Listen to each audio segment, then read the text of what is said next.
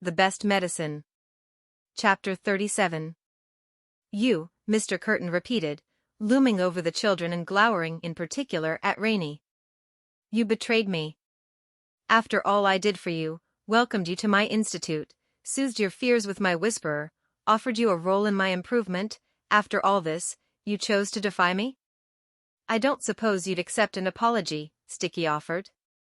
A cheeky response for him, especially since he was too petrified by the sight of Mr. Curtin's towering figure even to reach for his spectacles, though every bone in his body wanted to give them a terrific polishing. Mr. Curtin laughed a terrifying, screech-owl laugh, and said, "Oh, no, I'm afraid not, George. But I thank you for reminding me how pathetic children are. Quick to follow, quicker still to flee. Yes, quite pitiful, and annoying as gnats, but certainly not a threat. To think you hoped, what did you hope for, anyway? To defeat me? But you're only children." Mr. Curtin erupted into laughter again, a long fit of convulsive screeching. Calming himself with some effort, he said, "Well, no matter.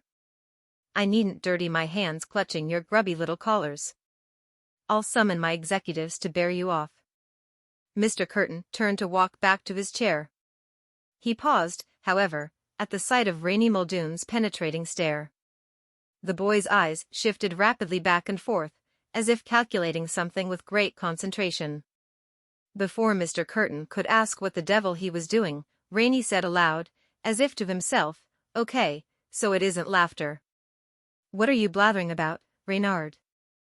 Mr. Curtin demanded. Reynie hardly seemed to hear him. "With Mr. Benedict, it's usually laughter that does it. But if it's not laughter with you, then what? It must be something, otherwise you wouldn't strap yourself so carefully in. You're so afraid of losing control, but how, exactly?" Mr. Curtin's eyebrows shot up. His entire head quivered like a struck bell. "I have no idea. What the devil are you, snakes, and I haven't time for your childish," he sputtered. "Yes, you're definitely afraid of something," Reynie said more forcefully, his eyes lighting up. "The chair, the straps, the reflective glasses, they're all there to keep your secret safe from the children. But why are you so afraid of children? Maybe that's why you keep saying we're so harmless. You're trying to convince yourself. In fact, you're scared to death of us. You're like a tiger afraid of mice. Why else would you stand there shaking in your boots?" "It's not from fear, you insignificant speck of dust," roared Mr. Curtin, his face livid with rage. "How dare you? I'll crush you all like the gnats you are." And with that, he sprang forward, only to drop in a green-plaid heap at the children's feet, where he promptly began to snore. Reynie's breath escaped in a whoosh of relief. Then he nodded. Laughter usually puts Mr. Benedict to sleep. With Mr. Curtin, it's anger. "Quick, Sticky, let's tie him up with our sashes." Sticky released Constance's hand, which in his fright he had unconsciously seized, and loosened his sash. "So that's the reason for the chair and the glasses.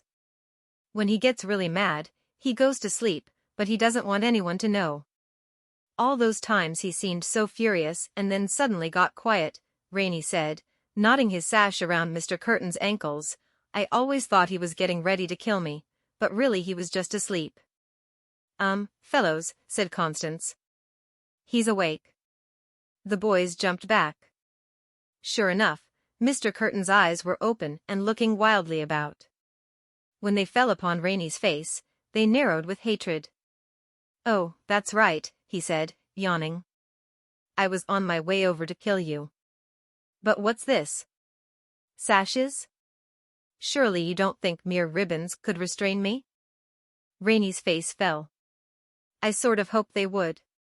"Then you are even more foolish than I perceived you, Tobe," said Mr. Curtin, and spreading his arms and legs with one powerful thrust, he ripped the sashes in two. "If we're so foolish," Constance shouted before he could rise, "then what does that say about you? You made the boys messengers even though they always intended to betray you, and we've tricked you again and again. We even know about your narcolepsy, though you tried so hard to hide it. If we're foolish, then you're the greatest fool of all, since we're obviously much smarter than you. For a moment Mr. Curtin trembled violently, unable even to form words in his fury. Then his eyes closed and he sank back upon the floor. That was fun, Constance said. That was close, Sticky said. But now what? There's nothing else to tie him up with. How about this rope? Cried a familiar voice, and to their surprise Kate Weather all suddenly leaped in through the open window. She was a welcome sight, but a terrible one. Her cheeks were scratched and bleeding, her lips were swollen, her clothes were torn, her hair stuck out in all directions, and on top of this she was streaked with mud. Yet she seemed cheerful as ever they'd seen her, her bruised, black eyes shining with happiness and her bloody lips spread in a terrific grin. As she knelt to bind Mr. Curtin's hands and feet, Kate eagerly told them what had happened. Your father! Sticky cried. I can't believe it. So that's why Milligan disappeared all those years ago. He was captured on a mission. But why has he disappeared now? Constance demanded. Shouldn't he be here? He said he was going for help. I didn't take time to ask for details. I thought you'd need me. Reynie nudged the slumbering Mr. Curtin with his toe. It's good you came when you did. Otherwise, he'd have throttled us when he woke up. So now what? Constance asked. Reynie was already moving toward the Whisperer. I've been thinking about what Mr. Curtin said. That the Whisperer is a sensitive, how did he say it, exactly, Sticky? A sensitive, delicately balanced machine that requires his strict mental guidance for its proper function. Exactly, and we also know that its computers are modeled on Mr. Curtin's brain. Well, if it's so sensitive and delicate, and if it's like a brain, we ought to be able to confuse it. Maybe we can trick it into shutting itself down. That's your plan? Constance asked doubtfully. Any machine can be turned off, Reynie said, if only you know how. So let's figure out how. He pulled Mr. Curtin's red helmet down onto his head. Instantly, he heard the Whisperer asking his name. Drop the Curtin, he barked, just as he had heard Mr. Curtin do. You are not Drop the Curtin, came the reply. Reynie took a deep breath. He had to trick the Whisperer, had to think just as Mr. Curtin would. Concentrating with all his might, he tried to imagine what a genius he was, and how pleasant life would be once he was known as Master Curtin, and what a nuisance children were. I am Drop the Curtin, he declared again. There was a pause. Could the Whisperer be hesitating? Was it uncertain? I must control it, Reynie thought, which definitely reminded him of Mr. Curtin. Focusing on these words, he redoubled his concentration. Control it, he thought. Control it, control it, control it. The pause stretched out. In his mind he thought he could hear a clicking sound, like the tumblers of a lock. This really might work. Then the Whisperer said, No, you are not Drop the Curtin. An awful chuckle sounded from across the room. Reynie ducked out of the red helmet. Mr. Curtin had opened his eyes. His face showed evident mirth. Surely you didn't think you could fool my Whisperer. How typically juvenile. I'm afraid my Whisperer is foolproof, Reynard.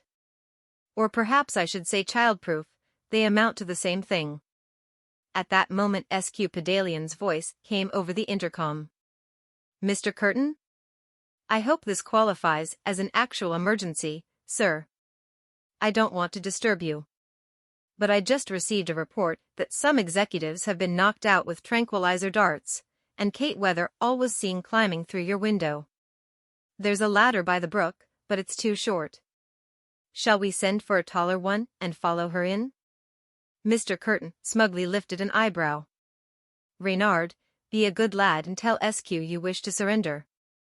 This will be the most efficient course. You are soon to be captured, regardless. We're not done yet, Reynie said determinedly, climbing into the Whisperer's seat. SQ's voice came over the intercom again. Mr. Curtin, sir?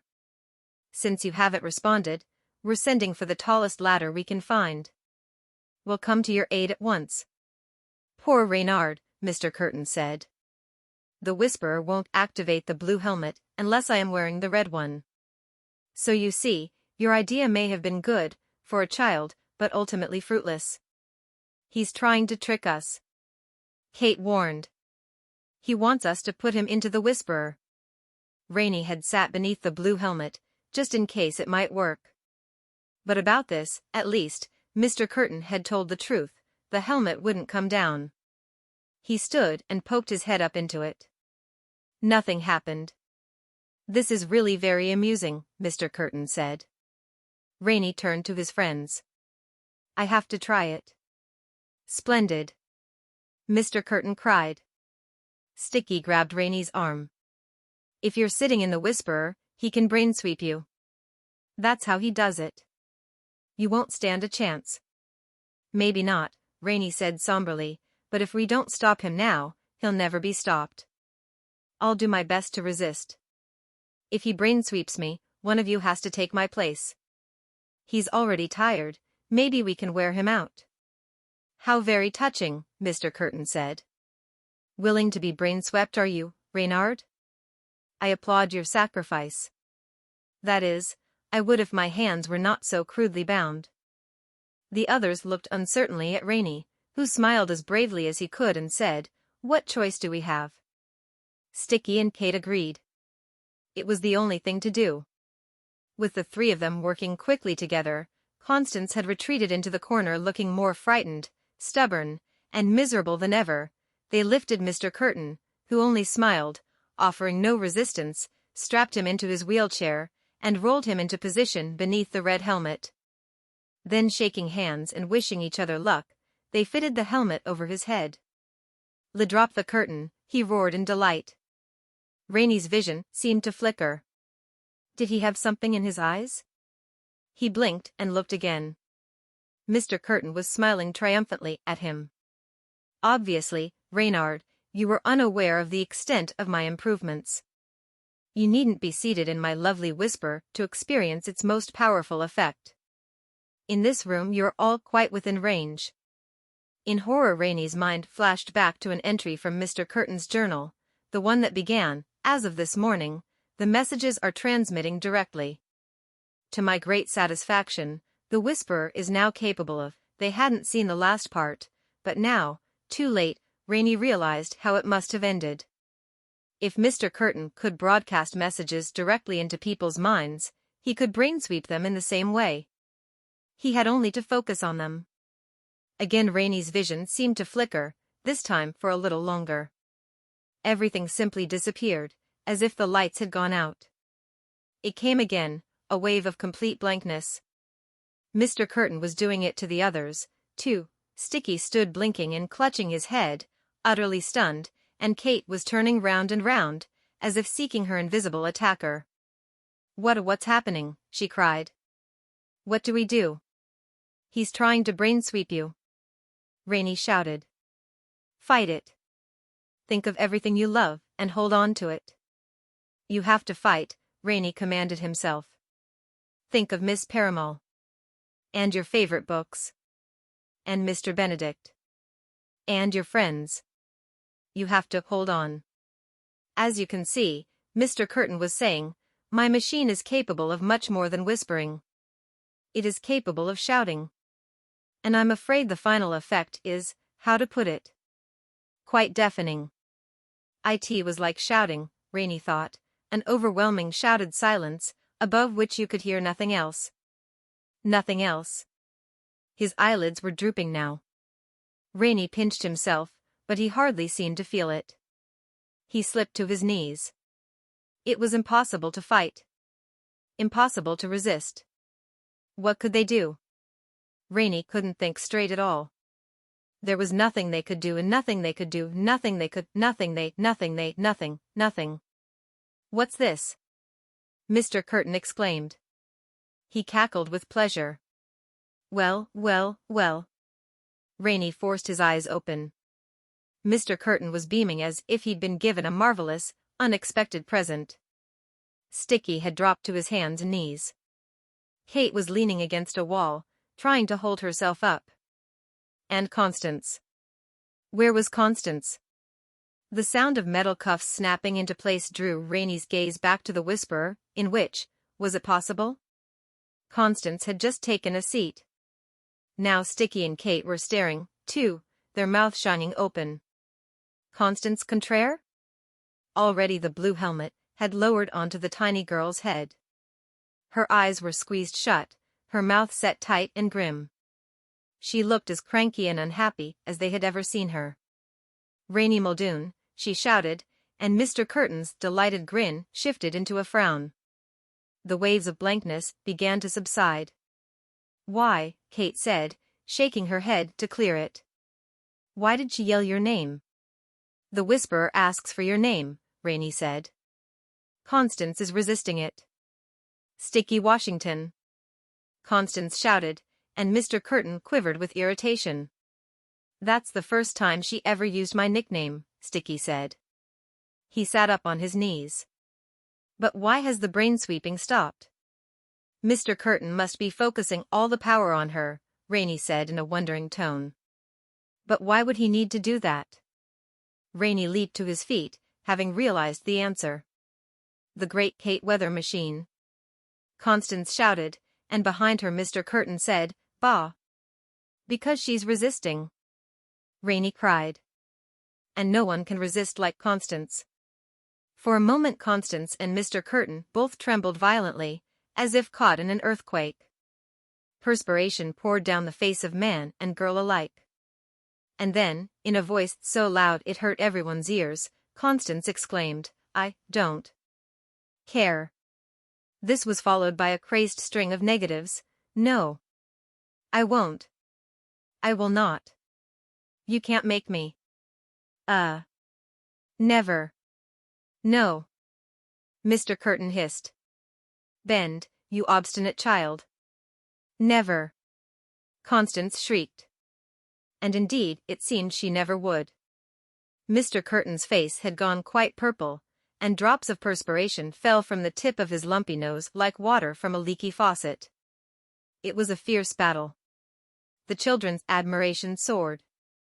This was Constance's great gift, the gift of stubborn independence, and she was bringing it to bear with all her might.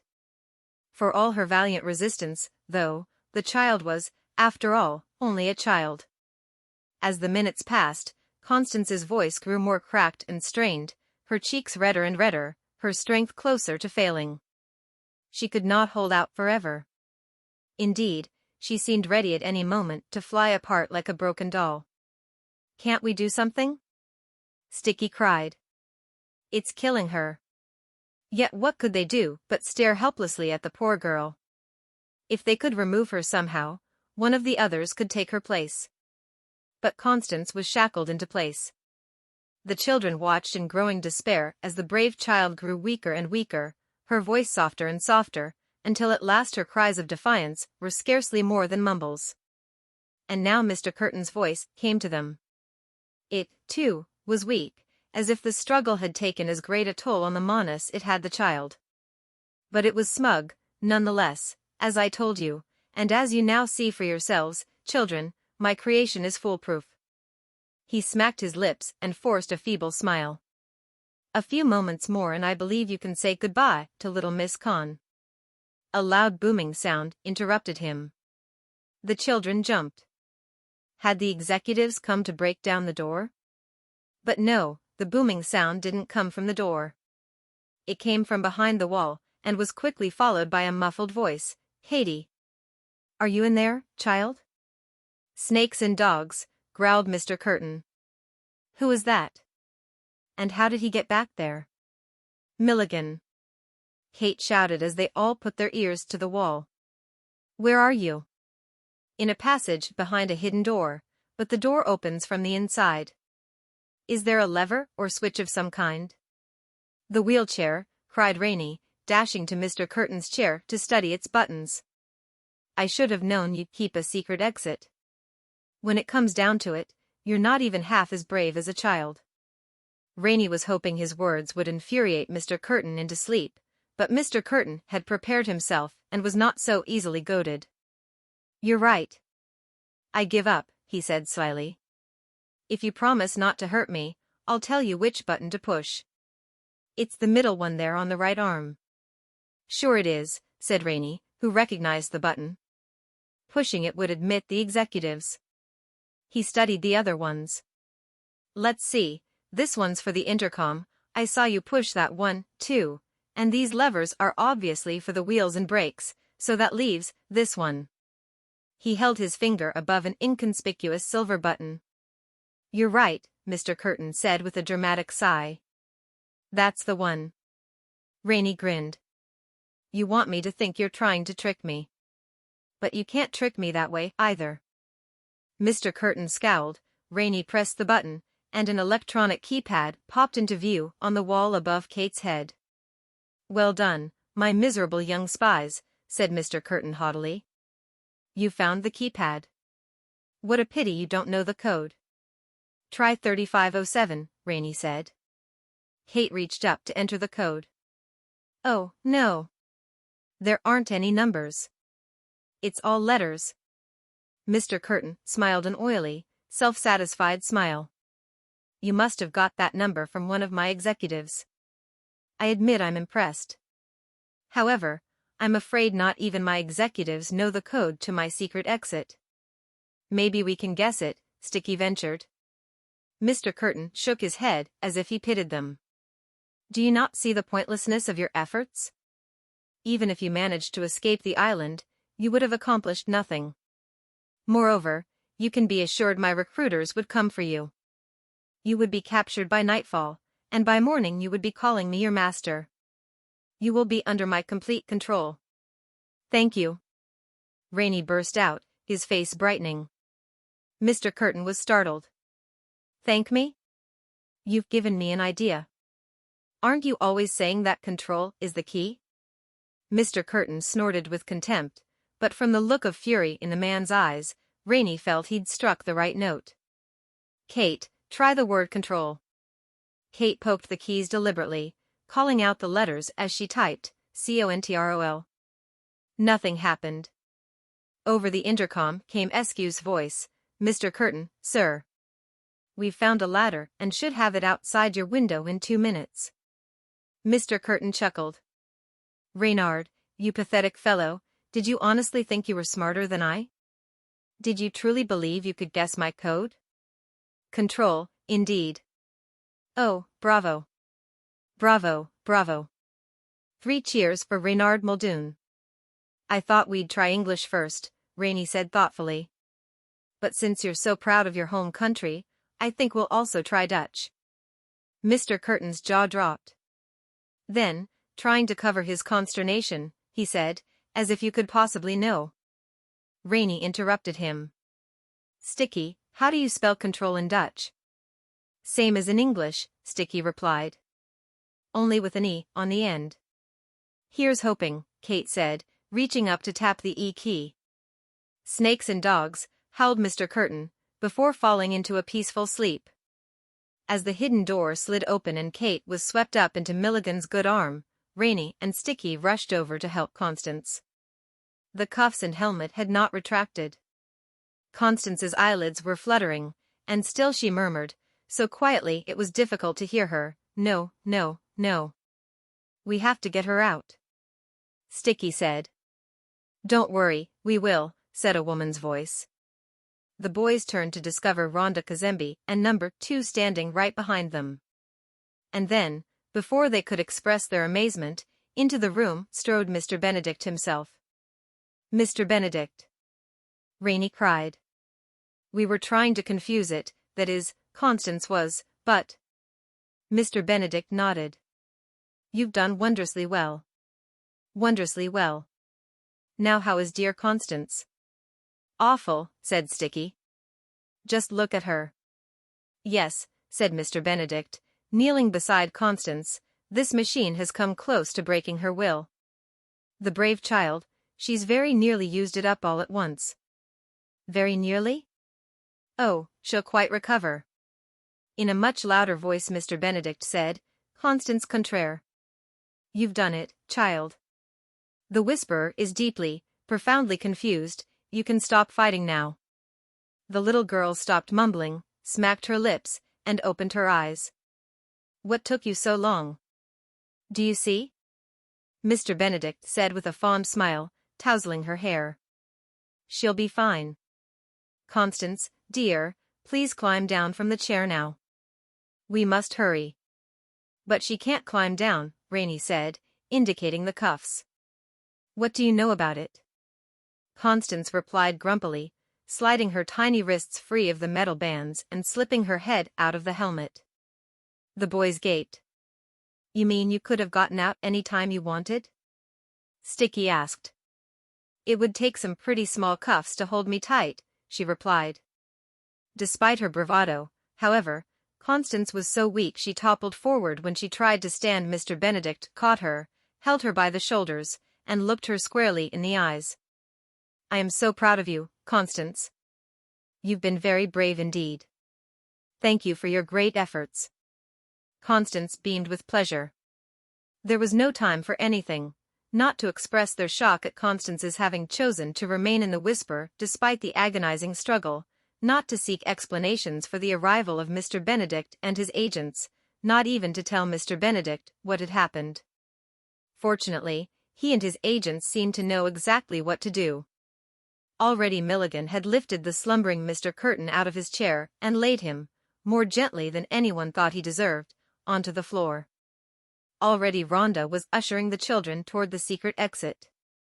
And already Mr. Benedict, allowing himself only a moment to stare into the sleeping face of his brother, who had chosen such a dreadful path, already he was taking Mr. Curtin's place in the wheelchair and reaching for the red helmet. Mr. Benedict, there's no time, said Sticky. They'll come through that window any moment. There's time, Sticky, but not for everything. Thanks to you children, this machine is disoriented, and I must strike while the iron's hot. Hurry now, all of you. Make your escape as quickly as you can. The others were dumbfounded, including number 2, who had shadowed Mr. Benedict to the wheelchair and seemed at a loss what to do. You mean you're staying behind? But they'll catch you. They'll kill you. Why else am I here if not to do this now, he told her soothingly. Milligan, please take my brother with you. We must separate him from his machine. If I fail to disable it, you must do everything in your power to keep him away from it. You know I will, Milligan said, shaking his hand. With his uninjured arm, he scooped up Mr. Curtin, still bound by Kate's rope, and threw him over his shoulder.